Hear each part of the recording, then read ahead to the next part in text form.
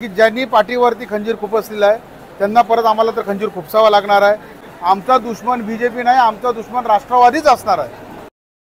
आम्ही खंजीर खुपसले मग पुरावे दाखवा।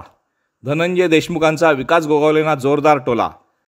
नमस्कार, आपण पाहतात शक्ती न्यूज मराठी आणि ही आहे रायगड ब्रेकिंग।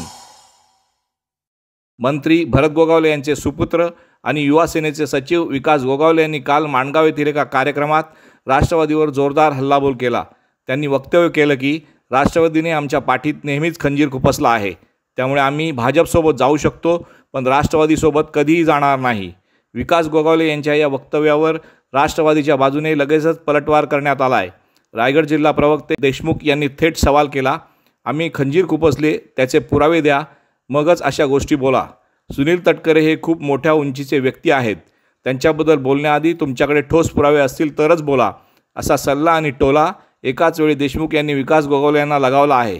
रायगडमध्ये शिवसेना विरुद्ध राष्ट्रवादीचा हा नवीन राजकीय वाद आता किती पेटणार याकडे सगळ्यांचे लक्ष लागले आहे।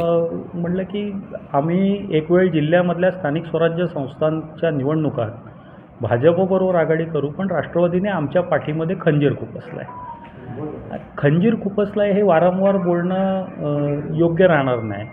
एक तर तुम्ही पुरावे दिले पाहिजे आणि तुमच्याकडे तशा पद्धतीचे पुरावे नसतील तर तटकरे साहेबांसारख्या उंचीच्या माणसाबद्दल किंवा राष्ट्रवादी काँग्रेस पक्षाच्या कुठल्याही कार्यकर्त्याबद्दल अशा पद्धतीचे आक्षेप करणं चुकीचं आहे।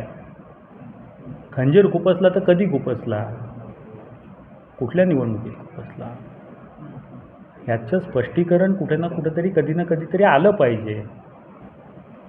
बोलण्यासारखं काय खूप काही आहे। आम्ही कुणी बोलत नाही याचा अर्थ असा नाही की सगळंच बरोबर आहे।